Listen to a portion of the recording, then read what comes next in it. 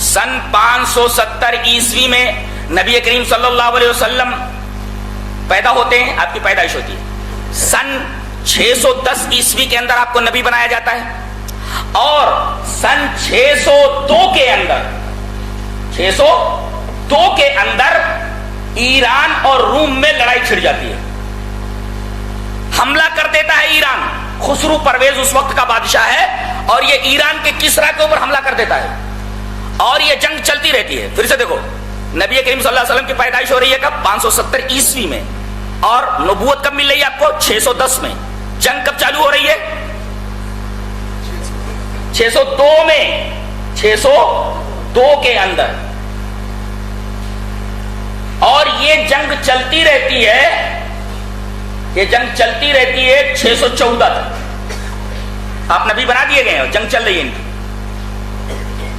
اور یہ خبر مل رہی ہے برابر مشرکین کو مکہ میں اور مسلمانوں کو کہ ایران کا دباؤ روم کے اوپر بڑھتا جا رہا ہے، اور رومی فوجیں پسپا ہو رہی ہیں۔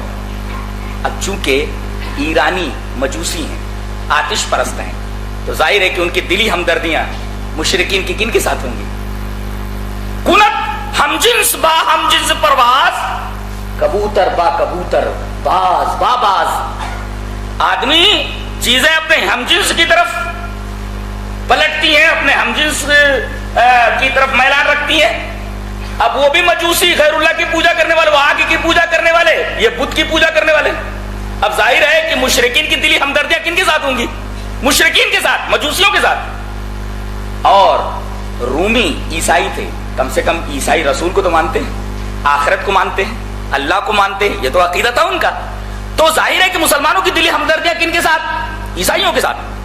لیکن یہاں شرک، ایرانی فوجیں غالب آ رہے ہیں رومیوں کے اوپر، اور یہاں تک کہ 614 کے اندر خسرو پرویز نے ایک آخری حملہ کیا، اور آخری حملے میں اس نے رومی فوجوں کو فیصلہ کن شکست دے دی۔ بڑے بڑے باطنی مارے گئے، گرجاؤں میں سے کھینچ کھینچ کر کے ان کی گردنیں کاٹ دی گئی، کسی کے اوپر رحم نہیں کیا گیا۔ اور سب سے بڑی بات جو ان کے لیے سوہان روح تھی وہ یہ کہ بیت المقدس کے اندر سے صلیب مقدس، یعنی ہولی کراس، صلیب مقدس، ہولی کراس کو خسرو پرویز کی فوجیں اٹھا لے گئی۔ بیت المقدس صلیب مقدس سے محروم ہو گیا، لے کر چلے گئے۔ اور حالات یہ بتا رہے تھے کہ ایرانی فوجوں نے، ایران نے رومیوں کو اس طرح گھٹنوں کے بل بٹھا دیا ہے کہ اب وہ برسوں تک اپنے پیروں پر کھڑے نہیں ہو سکتے۔ اسی زمانے میں یہ سورہ کریمہ اترتی، الف لام میم غلبت الروم، رومی اب مغلوب ہو گئے ہیں، لیکن چند ہی سالوں کے اندر اللہ تبارک و تعالی ان کو دوبارہ غالب کر دے گا۔ ان کو جگہ دو،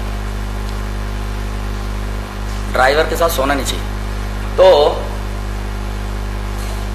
کہا گیا کہ حالات تو بگڑے ہوئے ہیں، لیکن چند ہی سالوں کے اندر، فی بضع سنین، چند سالوں کے اندر رومی غالب آ جائیں گے۔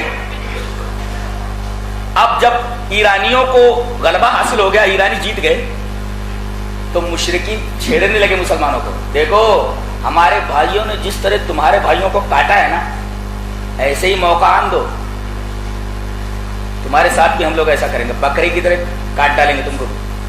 تو مسلمانوں کو دکھ ہوتا تھا کہ دیکھو ہماری دلی ہمدردیاں رومیوں کے ساتھ تھیں، بیچارے رومی ہار گئے۔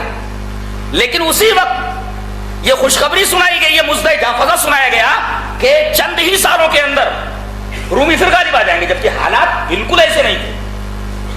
اور یہ قرآن حکیم کا اعجاز ہے کہ ایسی بات کہی گئی۔ فوراً ابی ابن خلف سے شرط کر لی حضرت ابو بکر رضی اللہ تعالیٰ عنہ، کہا کہ اگر 3 سال کے اندر رومی فوجیں، روم اگر ایران کے اوپر غالب نہیں ہوا تو 10 اونٹ میں دوں گا، اور اگر غالب ہو گیا تو تم دو گے۔ اس طریقے سے شرط کر لی گئی۔ نبی کریم صلی اللہ علیہ وسلم کے پاس یہ خبر پہنچی تو آپ نے بلایا، کہا کہ دیکھو بضع سنین ہے، اور بضع کا اطلاق کم سے کم 9 پر ہوتا ہے، تو ایسا کرو مدت بڑھا دو اور اونٹوں کی تعداد بڑھا دو، اونٹ 100 کر دو اور مدت 10 کر دو، یعنی 10 سالوں کے اندر اگر رومی غالب نہیں ہوتے ہیں تو میں 100 اونٹ دوں گا، اور اگر غالب ہو جاتے ہیں تو تم دو گے۔ پہلے شرط حرام نہیں تھی، یہ شرط کی حرمت سے پہلے کا واقعہ ہے، دونوں طرف کی شرطیں جائز نہیں ہیں۔ اگر تم یہ جواب دے دو تو یہ لے جاؤ، نہیں تو اتنا دو، یہ دو طرف کی جو شرطیں ہوتی حرام ہے، لیکن اگر ایک ہی طرف ہو تو وہ انعام ہے، لے سکتا ہے۔ تو ابی بن خلف سے شرط کر لی حضرت ابو بکر صدیق رضی اللہ تعالیٰ عنہ، اور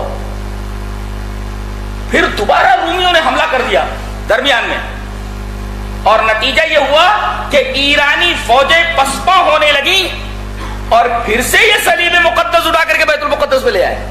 اور یہ خوشخبری مسلمانوں کو کب ملی؟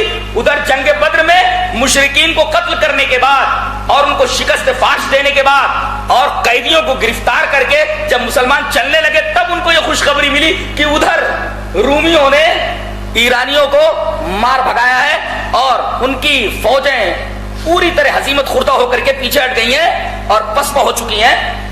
مسلمانوں کو دلی خوشی ہوئی، ایک تو میدان جنگ میں مشرکین کے اوپر غالب ہونے کی وجہ سے، اور دوسری یہ خوشی خبر یہ آئی کہ رومی ان کے اوپر غالب ہو گئے، اس لیے اللہ تبارک و تعالیٰ نے مسلمانوں کو جنگ بدر کے موقع پر دو خوشیاں عنایت فرمائیں۔ یہ در حقیقت قرآن حکیم کی ایک پیشین گوئی تھی جو حرف بحرف صادق ہوئی، جو قرآن حکیم کی صداقت کی ایک بین دلیل تھی۔